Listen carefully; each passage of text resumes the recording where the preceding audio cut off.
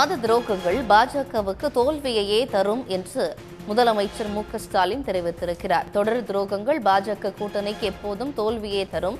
தேர்தல் சீசன் வந்தால் மட்டும் தமிழ்நாடு வரும் பிரதமர் மோடி என்று முதலமைச்சர் மு.க.ஸ்டாலின் விமர்சித்திருக்கிறார். தொடர் துரோகங்கள் பாஜக கூட்டணிக்கு எப்போதும் தோல்வியையே தரும் என்று முதலமைச்சர் மு.க.ஸ்டாலின் விமர்சித்திருக்கிறார். இன்று சென்னை மதுராந்தகத்தில்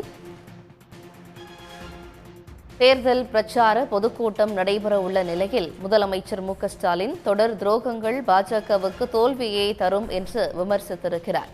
பாஜக கூட்டணிக்கு தொடர் துரோகங்கள் எப்போதும் தோல்வியே தரும் என்று முதலமைச்சர் மு.க.ஸ்டாலின் விமர்சித்திருக்கிறார்.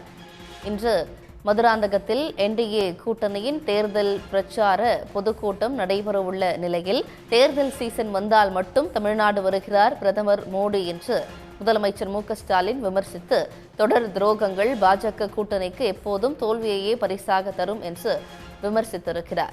தேர்தல் சீசன் வந்தால் மட்டும் தமிழ்நாடு வரும் பிரதமர் மோடி என்று முதலமைச்சர் மு.க.ஸ்டாலின் விமர்சித்திருக்கிறார். தமிழ்நாட்டுக்கு தர வேண்டிய 3458 கோடி ரூபாய் எப்போது வரும் என்றும் முதலமைச்சர் ஸ்டாலின் கேள்வி எழுப்பியிருக்கிறார். விவரங்களோடு செய்தியாளர் ஹரிஹரன் இணைகிறார். ஹரிஹரன், இது தொடர்பாக முதலமைச்சர் மு.க.ஸ்டாலின் தரப்பில் என்ன சொல்லப்பட்டிருக்கு?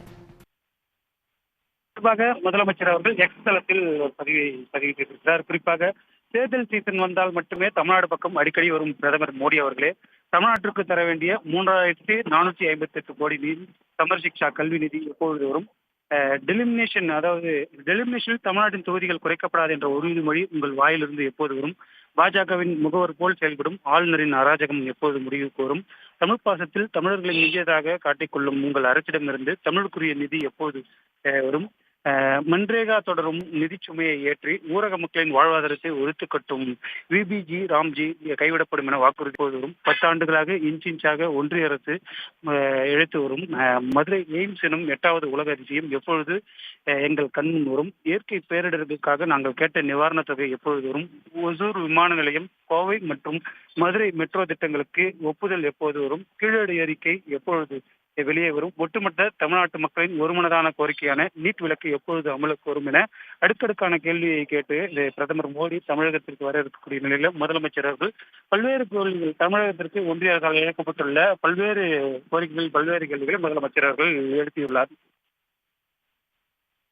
ஹரிஹரன், விவரங்களுக்கு நன்றி. உடனுக்குடன் செய்திகளை தெரிந்து கொள்ள சன் நியூஸ் பெல் ஐகானை கிளிக் பண்ணுங்க.